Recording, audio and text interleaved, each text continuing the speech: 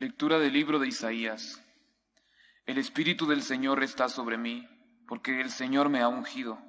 Me ha enviado para dar la buena noticia a los que sufren, para vendar los corazones desgarrados, para proclamar la amnistía a los cautivos y a los prisioneros la libertad, para proclamar el año de gracia del Señor. Desbordo de gozo con el Señor y me alegro con mi Dios, porque me ha vestido un traje de gala y me ha envuelto en un manto de triunfo, como novio que se pone la corona o novia que se adorna con sus joyas. Como el suelo echa sus brotes, como un jardín hace brotar sus semillas, así el Señor hará brotar la justicia y los himnos ante todos los pueblos. Palabra de Dios. Te alabamos, Señor. Me alegro con mi Dios. Me alegro con mi Dios. Proclama mi alma la grandeza del Señor, se alegra mi espíritu en Dios mi Salvador, porque ha mirado la humillación de su esclava. Desde ahora me felicitarán todas las generaciones. Me alegro con mi Dios. Porque el poderoso ha hecho obras grandes por mí, su nombre es santo, y su misericordia llega a sus fieles de generación en generación. Me alegro con mi Dios. A los hambrientos los colma de bienes, y a los ricos los despide vacíos.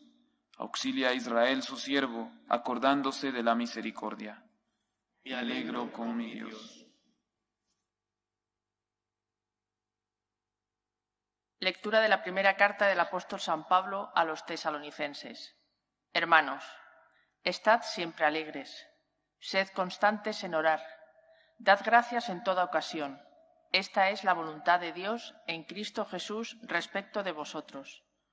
No apaguéis el espíritu, no despreciéis el don de profecía, sino examinadlo todo, quedándoos con lo bueno.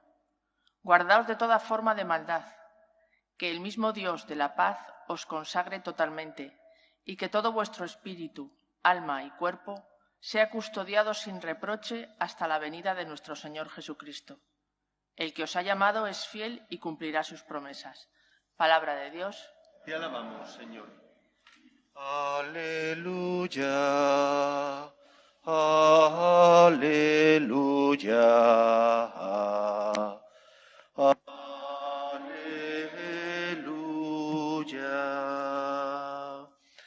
El Señor esté con vosotros.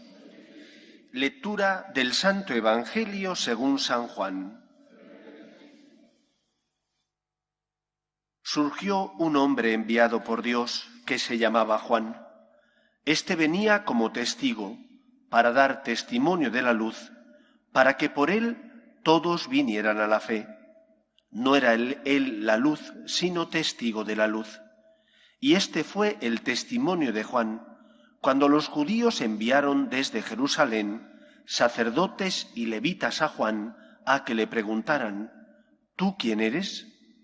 Él confesó sin reservas: yo no soy el Mesías. Le preguntaron: ¿entonces qué? ¿Eres Elías? Él dijo: no lo soy. ¿Eres tú el profeta? Respondió: no. Y le dijeron: ¿quién eres? Para que podamos dar una respuesta a los que nos han enviado. ¿Qué dices de ti mismo? Él contestó: yo soy la voz que grita en el desierto: allanad el camino del Señor, como dijo el profeta Isaías.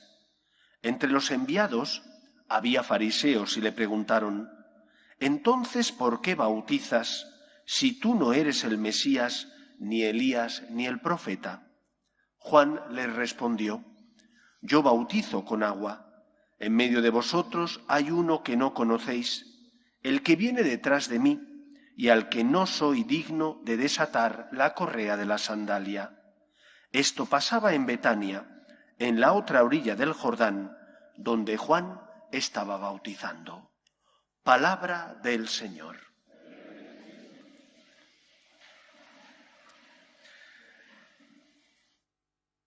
El Papa Benedicto XVI, Papa emérito, cuando todavía regía en la Iglesia, convocó a todos los cristianos a que hiciéramos una renovación catequética de nuestra fe.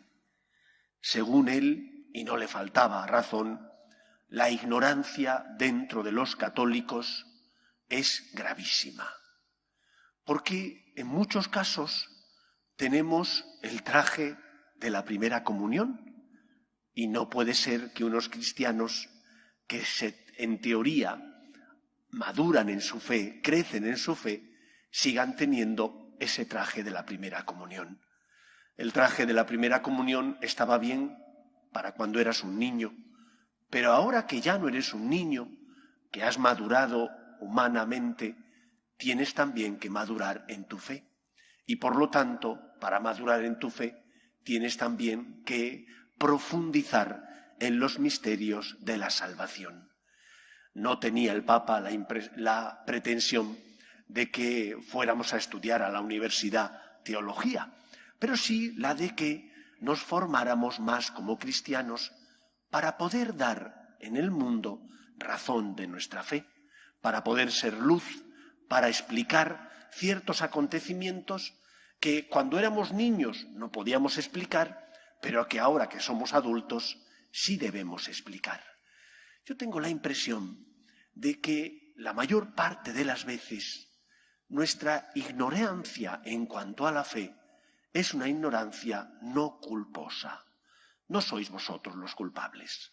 Los culpables, por regla general, solemos ser los sacerdotes, que o bien no nos preparamos bien las homilías, o bien porque pensamos que no se nos va a entender, omitimos en nuestras homilías parte del mensaje que la Iglesia transmitió desde Cristo. Por ejemplo, ¿cuándo se habla ya del más allá? Difícilmente hablamos del más allá. Podemos hablar mucho de cómo tenemos que vivir aquí en la tierra, de que tienes que ser generoso, de que has de perdonar, pero difícilmente en las homilías de los sacerdotes se habla del más allá. Y es una verdad fundamental en nuestra vida, que Cristo murió y resucitó para salvarnos y que gracias a su muerte y resurrección nos ha regalado la posibilidad, si creemos en Él, de estar en el cielo. ¿Cuándo se habla del infierno? Del purgatorio, del juicio final. Ya no se habla prácticamente nunca. No porque los sacerdotes no creamos en el purgatorio, en el juicio final o en el infierno, sino porque a lo mejor políticamente ya no está bien hablar de ello. Es mejor hablar de que hay que ser buenos, o es mejor hablar de que Dios te ama, pero no hablas de que Dios también es Señor. Esto es una realidad. En las homilías de la mayor parte de los sacerdotes, estos temas nunca se tratan.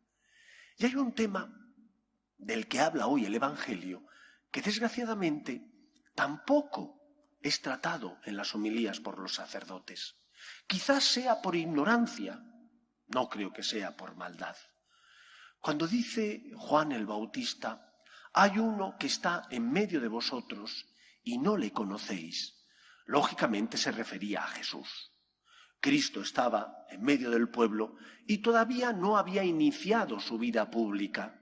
Es a raíz de ser bautizado por Juan cuando comienza su vida pública. Lo que ocurre también en nuestra vida es que muchas veces nosotros, porque no nos lo han enseñado, no somos capaces de ver a Jesús que pasa a nuestro lado. Todos nosotros creemos, tengo la certeza de que es así, que Jesús está en la Eucaristía. Es la presencia real eucarística.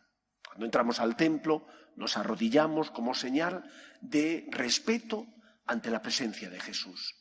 Todos nosotros desde niños nos han enseñado que Jesús está en los pobres y necesitados. Esa presencia se desprende de las palabras de Cristo. El que dé un vaso de agua a estos mis pequeños hermanos, a mí me lo da. O de ese otro pasaje donde dice, venid benditos de mi Padre, porque tuve hambre, me disteis de comer, tuve sed, me disteis de beber. Y dice el Señor que los justos le preguntaron, Señor, ¿y cuándo te dimos de beber? ¿O cuándo estuviste enfermo en la cárcel y fuimos a verte? Y él les respondió, cada vez que lo hicisteis con uno de estos mis pequeños hermanos, conmigo lo hicisteis. Nadie duda que en el pobre, en el necesitado, está la presencia real, no eucarística, pero sí la presencia real de Jesús. Junto con estas dos presencias, la sacramental, la de la Eucaristía, y la presencia de Jesús en el pobre, en el necesitado, hay otras presencias, pero no se predica de ellas. Y Cristo pasa y es el gran ignorado, no porque no queramos verle, sino porque no nos lo han enseñado. Hay una presencia real de Jesús en la palabra del Papa y de los obispos cuando ejercen la enseñanza del magisterio auténtico. Él les dijo a Pedro y a sus compañeros: el que a vosotros os escucha, a mí me escucha. Cuando yo, porque soy hijo de la Iglesia, escucho la voz del Papa y de los obispos que en continuidad y comunión con la tradición de la Iglesia me orientan para que me comporte en temas de fe o en temas de moral, no es cualquier voz la que habla, es la voz del Papa y de los obispos. Es la voz de Cristo, que se sirve de ellos para iluminar las conciencias de las personas. Cuando el Papa, los obispos, luchan por defender la vida, desde su inicio, que es la concepción, hasta la muerte natural, lo hacen porque la vida es un don de Dios y porque es algo que el Señor desea, defender la vida, defender la dignidad de la persona. Cuando el Papa y los obispos nos enseñan que tenemos que luchar por defender el matrimonio natural compuesto por el hombre y por la mujer, no es capricho del Papa y de los obispos, es la tradición de la Iglesia que así lo enseña desde Cristo hasta nuestros días. Cuando Jesús enseña a sus discípulos que el divorcio no es algo bueno y que fue tolerado por Moisés por la terquedad del pueblo de Israel, nos está enseñando desde Cristo hasta nuestros días que el divorcio no es bueno, que lo bueno es la unidad conyugal de los esposos. Por eso, cuando escuchamos al Papa y a los obispos, escuchamos a Cristo. ¿Y qué tenemos que hacer si es Cristo el que habla? Obedecer, dejar que Él guíe mis pasos, dejar que Él ilumine mi conciencia. Pero no solo el Señor pasa a nuestro lado por medio de la voz del Papa y de los obispos. Hay otras presencias. La presencia del Señor en la comunidad, donde 2 o 3 están unidos en mi nombre, dice Él, yo estoy en medio de ellos. Muchas veces he interpretado esa presencia en la comunidad cuando se reza. Pero no solo cuando se reza, sino cuando se está unido en el nombre del Señor. 2 o 3 que están unidos en el nombre del Señor. Allí está Jesús presente en medio nuestro. Y esa unidad cambia tu vida. Y esa unidad donde Jesús se hace presente llena tu corazón de esperanza. Sucede como con los discípulos de Emaús, que cuando se apareció el Señor camino de Emaús con ellos y les contaba las Escrituras, ellos mismos decían, no ardía nuestro corazón. Cuando estamos unidos en el amor de Dios, nuestro corazón arde. Cuando acogemos a Cristo en medio nuestro corazón está lleno de su amor. Por eso cuando en la familia, en el matrimonio, con los padres y los hijos, intentamos vivir la unidad, allí se hace presente Jesús. Y cuando se hace presente Jesús en mi familia, en mi matrimonio, todo cambia, porque es el amor de Dios el que dirige nuestros pasos, porque está la presencia de Cristo que me ayuda a amar, a perdonar, a buscar el bien del otro, a ceder, a no tener miedo y ser generoso, porque está Cristo que llena mi corazón, me entrego y amo al otro. Pero hay más presencias del Señor. También está la presencia del Señor en tu conciencia, esa luz de Dios que ilumina tu vida y que te hace saber que está bien y que está mal. Una conciencia bien formada y una conciencia alimentada. Por una parte, por la gracia de Dios, los sacramentos, la oración, por otra, alimentada por el magisterio de la Iglesia, porque te formas y lees aquello que el Papa y los obispos tienen que decirte para que iluminen tu vida en materia de fe y de costumbres. Hay distintas presencias de Cristo que pasa por nuestra vida. La presencia más importante, sin lugar a dudas, la eucarística, pero también está el Señor en la voz del Papa y de los obispos, está en la unidad de la comunidad, está en tu conciencia, está, cómo no, también en el pobre. Por eso se trata de que veamos a Cristo que pasa por nuestra vida, que le veamos, que le escuchemos y que le obedezcamos. Porque el Señor solo viene a liberarte, solo viene a iluminar tu vida para sacarte de las tinieblas del error. Porque el Señor lo que quiere es hacerte feliz. Y no puedes ser feliz si eres esclavo de tus pasiones o de los bienes materiales. Os decía al inicio del Adviento que no podremos preparar bien nuestro corazón al nacimiento de Cristo si nuestra actitud con Dios no es la de darle el primer lugar en nuestro corazón. Porque Él tiene derecho a ser el primero. Y porque si alguien o algo ocupa el lugar de Dios, entonces hemos expulsado a Dios de nuestra vida y entonces no podremos amarle con nuestro corazón. En esta semana la Iglesia nos anima y nos exhorta, primero a ver a Cristo en la Eucaristía. Intenta ir a misa o hacer alguna visita, camino del trabajo, para visitar al Señor. A ver a Cristo en tu conciencia. Escucha tu conciencia, sé fiel a la misma. Tú experimentas y sabes lo que el Señor te quiere decir porque tu conciencia te habla y te duele, te hace darte cuenta de los errores, te hace que sientas y experimentes cuál es el camino que te lleva a la verdad. Escucha al Papa y los obispos, tienes que formarte. Como decía el Papa Benedicto XVI, es un clamor que entre los católicos exista tanta ignorancia en temas de fe. Y para salir de la ignorancia no solo es necesaria la oración, también es necesaria la formación. Tienes que formarte, tienes que leer. Y por último, el Señor está en la unidad.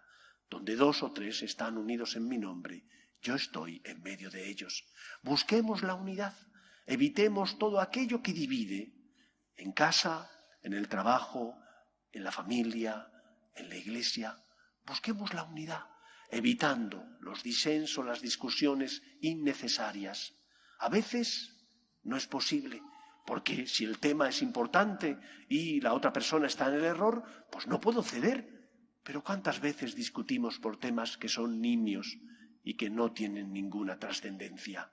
En esos momentos, que suelen ser la mayor parte de las veces, aquello que decía la fundadora de los focolares, Chiara Lubich, más vale lo menos perfecto en unidad que no lo más perfecto en desunidad. Juan el Bautista señaló que Cristo estaba en medio del pueblo y que no eran capaces de reconocerlo. ¿Nos seguirá pasando a nosotros lo mismo? Cristo pasa en el pobre, en nuestra conciencia, en la voz del Papa y de los obispos, en la unidad de la comunidad, en la Eucaristía, y no somos capaces de verle. Acudamos a Él. Estamos necesitados de paz, de esperanza y de consuelo. Por eso Cristo pasa. Simplemente hace falta que le reconozcas y que, por lo tanto, le acojas en tu corazón. Que el Señor nos ayude.